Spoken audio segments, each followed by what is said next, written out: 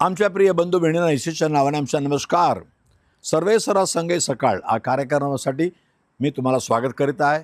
प्रत्येक दिवस सकाळी एकदम पहाटे तुम्ही वचन ऐकू शकता. आशीर्वाद प्राप्त करून घ्या. असं वचन जाऊया लूका 1 अध्याय 28, 29, 30 मध्ये एकदा परमेश्वराचा स्वर्गदूत नासरेत गावामध्ये गेला. तिथं एक घरामध्ये गेला. एक स्त्रीला बघून, एक कन्याला बघून म्हणतो, हे कृपा प्राप्त केलेल्या स्त्री, तू धन्य असो, तू चांगले असो. ती घाबरली, बापरे कोण आहे बाबा, मला बघून चांगले असो म्हणतात. नंतर तो स्वर्गदूत म्हणतो, तू एक पुत्राला जन्मेल आणि तिचं नाव येशू ठेव. ती म्हणाले, अहो माझ्या लग्न झालं नाही, मला कसं मूल जन्मणार. तेव्हा स्वर्गदूत म्हणतो लूक 1:35 मध्ये पवित्र आत्मा तुझ्यावर येणार आणि सर्वश्रेष्ठ परमेश्वराचं सामर्थ्य तुझ्यावर उतरणार आणि त्या पवित्र आत्माद्वारे तू एक पुत्र जन्मेल. आणि नंतर म्हणतो तुझी नातेवाईकी आहे ना एलिझाबेथ, ती म्हातारी होती, ती बांच होती, पण आता ती पण गर्भवत झाली, आता 6 महिन्याची आहे.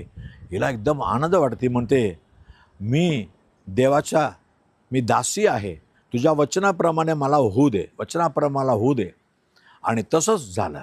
आणि स्वर्गदूत म्हणतो लूक 1:37 मध्ये देवासाठी अशक्य काही नाही आहे. हो, एक पवित्र आत्मा आल्यावर तुमच्या जीवनामध्ये जे काही तुम्ही म्हणता की हे अशक्य आहे, जीवनामध्ये शक्यच नाही आहे, होऊ शकत नाही, हे कसं होणार. आज तुमच्या मनावरचा प्रश्न आहे ना, माझ्यासाठी हे काम कोण करणार, मला सुटकारा कोण देणार, पापापासून कोण सुटकारा देणार, माझ्या रोगापासून कोण मला बरं करणार. देवाकडून अशक्य काही गोष्टी नाही आहे. आज येशूच्या नावाने मागा. पवित्र आत्मा आत्ता उतरून येईल आणि तुम्हाला स्पर्श करेल आणि आता तुम्हाला बरं करेल, सर्व पापापासून बंधनापासून तुम्हाला सोडवेल.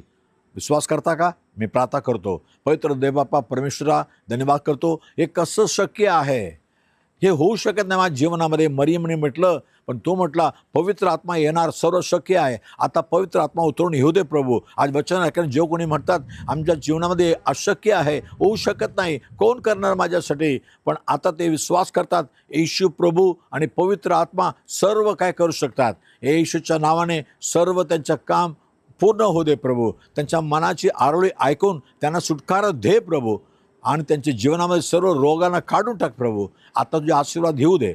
येशूच्या नावाने मागितो म्हणून ऐक प्रभू राजा. Amen, amen. God bless you. उद्या सकाळी आपण पुन्हा पाहूया. आमेन.